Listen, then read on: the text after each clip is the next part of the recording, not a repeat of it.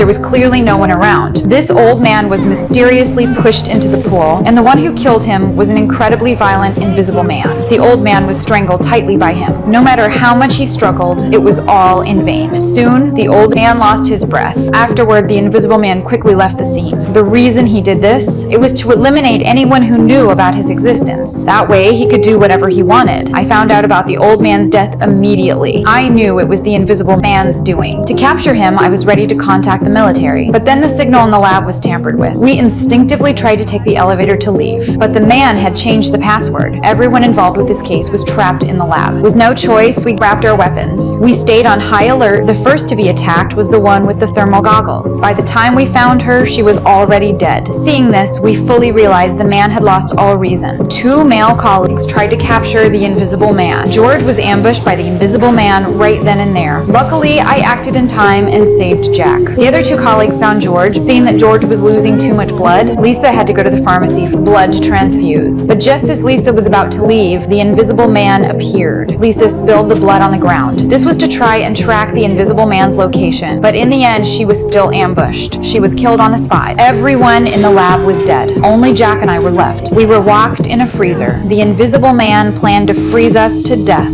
After doing all that, he went to his room to dress himself up. He was going to blow up the whole lab. Locked in the freezer, I didn't give up. I used a crowbar to pry off the handle. Then I tied a wire to it. I pulled out a defibrillator and connected the positive and negative poles to the ends of the handle. In no time, I created a powerful magnet. Used it to pull the steel bolt outside. I successfully opened the freezer door. We managed to escape. Meanwhile, the invisible man wasn't idle. He used chemicals to create a massive bomb. Just as he was about to leave, I arrived in time. I immediately used a flamethrower to ignite him. In the end, he took off his coat. He became invisible again. I quickly triggered the fire sprinkler system. I tried to use the rainwater to reveal him. But again, I was ambushed by the invisible man. Before I knew it, I was pinned to the ground. Just as he was about to finish me off, Jack arrived and successfully attacked him. We helped each other up and prepared to leave the scene. But the invisible man didn't go down so easily. When we weren't paying attention, he grabbed the crowbar again. But this time, he wasn't so lucky. The crowbar hit a nearby electrical box. It immediately revealed his true form. He was electrocuted to the ground. At the same time, the countdown he set earlier began ticking. We quickly rushed out of the lab. The invisible man, along with the lab, was consumed in a fiery explosion.